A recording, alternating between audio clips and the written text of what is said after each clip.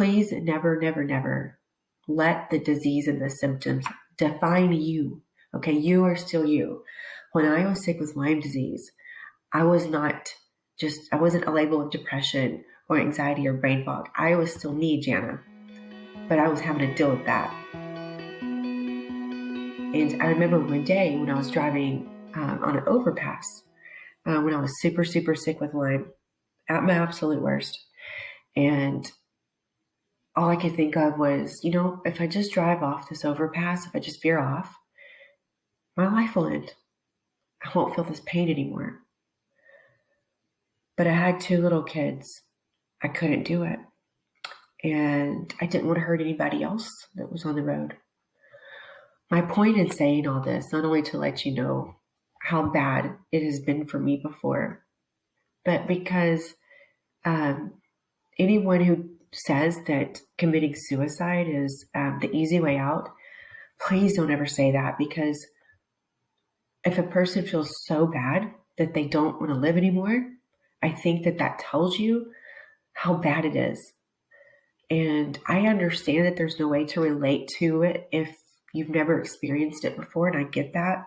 But just because you don't know what it feels like doesn't mean that you can demean and degrade it and make it not so as bad as it is for that person, right? So please don't ever do that. With the Lyme disease, at that point I started to know that the symptoms were not me.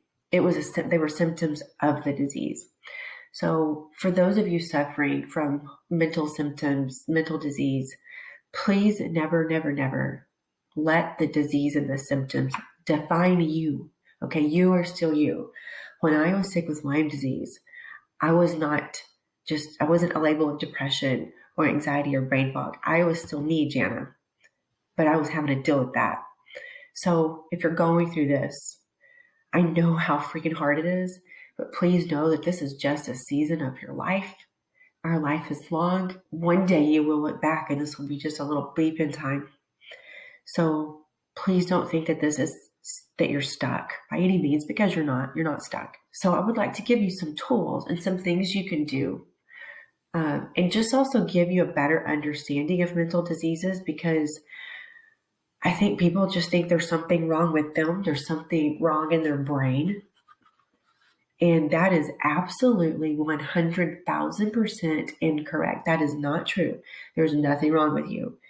This is just symptoms, just like when people get heartburn, right? And heartburn is actually a symptom of low stomach acid, not the opposite. People get itchy skin because maybe they have psoriasis or something like that. Again, those are those symptoms. So if you're depressed, okay, those are symptoms. The symptoms of brain fog, not being able to remember, it's not you. Okay, so don't let it define yourself. Before I give you any tips and my personal advice on what I do and how I help clients who are suffering with neurological symptoms, the first thing I want to say is that the conventional medicine, all it does is it gives you a Band-Aid. It's not fixing the problem. You can take all the antidepressants, all the anti-anxiety medication. If you need to do that, then you do it. But just please know that those are Band-Aids. And it's just masking and covering up those symptoms every single day. It's not getting to the root cause of what is making you depressed. Okay, what is giving you anxiety? What's giving you brain fog? What's making you just feel like crap? Okay, so let's talk about possible root causes. And honestly, there's really just normally one main culprit that's causing those. And if not, then normally the other culprit is going to be autoimmune diseases or something like Lyme disease, things like that. Obviously, if you have a disease or you're not sure you have one, but that is what's causing your depression. Either way, your gut health is going to be the key to overcoming any of that.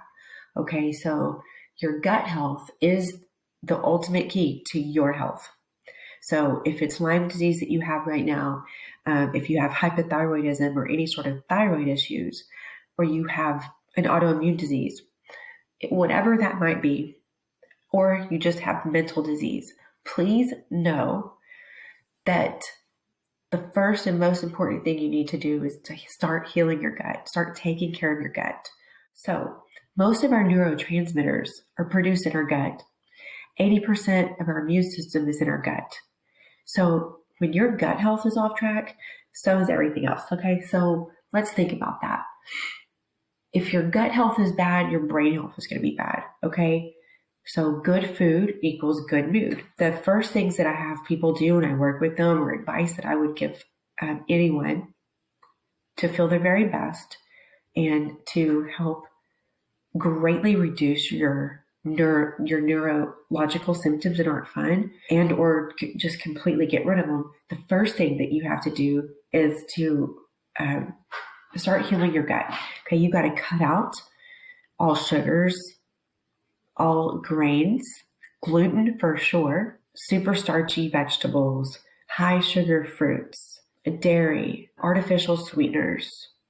Those things you've got to cut out. And when I say sugar, I really mean all forms. So no fruit juices at all, no bananas, no peaches, no red apples, anything that's no grapes. Any of the high sugar fruits you need to cut out. Because your body, when you eat, your body has no idea if you just ate a Snicker bar, ice cream, or a green apple. It doesn't know. So please, please, please know that. It's really, really important. And really starting to learn to read those labels. Okay, if you haven't listened to my other episodes on that, please do. I also have a lot of information on my website, which is revivedbyjana.com. And you can go there, and I have protocols listed in my supplement store. And you can go there and see exactly what I recommend. And then, of course, I'm going to tell you a few that I have here. Cutting out those things greatly, greatly helps your gut, because when our gut flora is off, so is everything else. Okay, your gut flora is like at the garden. Okay, and if you have a lot of weeds in the garden, it's really, really hard to grow your vegetables. And if you can't grow them, they don't grow the best, right? They don't taste the best.